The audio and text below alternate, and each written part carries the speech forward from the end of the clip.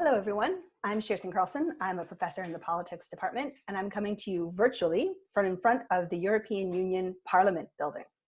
The European Union Parliament is an interesting institution. It was, of course, not part of the original European coal and steel community, the 1951 trade agreement that set up what now has turned into the EU.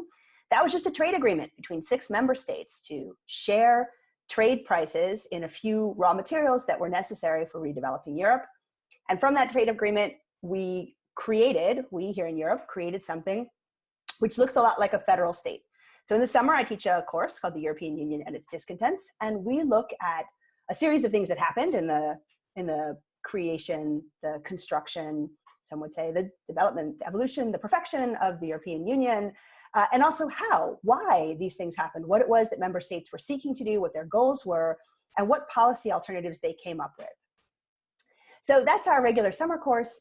Now I think we face a pretty interesting set of problems regarding the COVID virus and the European Union. Because if you've been following the news, and certainly I've been trying to follow the news to see where is the European Union in the COVID virus, we're not seeing a lot of it.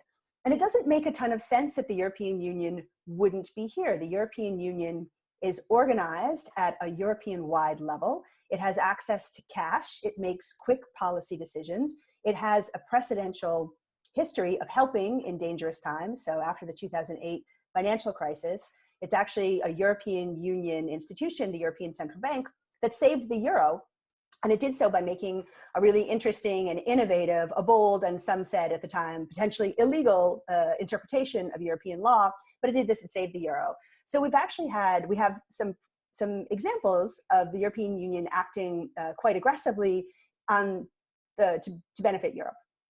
And here I think what COVID teaches us, we've been looking at COVID really in terms of nation states. And so we keep looking at borders, but those borders are often not very revealing. So we know, for example, that the outbreak in northern Italy has had a really strong impact on Switzerland, which is not technically part of the European Union, but they're very close partner friends. So if you look on a map where the Swiss cases are highest, those are all in places that touch the border with Italy.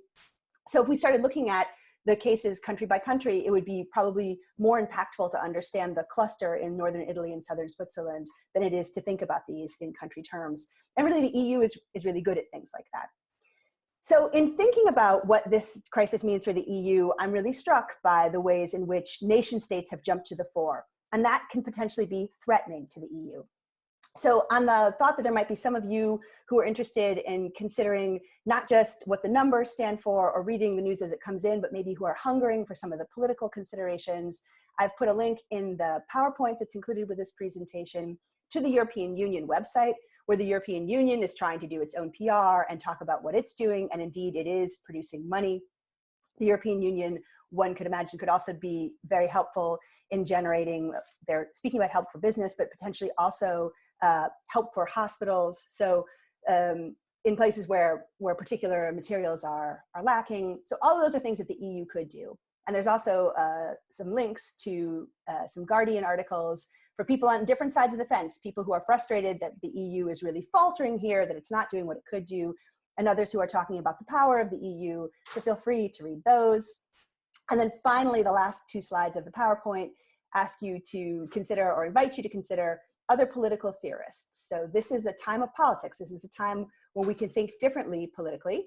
And in which case, when we start thinking differently politically, this is really where the EU can shine. Because the EU, of course, was developed after the Second World War to deal with a very particular problem, the reconstruction of Europe from a devastating conflict, and also the problem of European nations fighting each other all the time.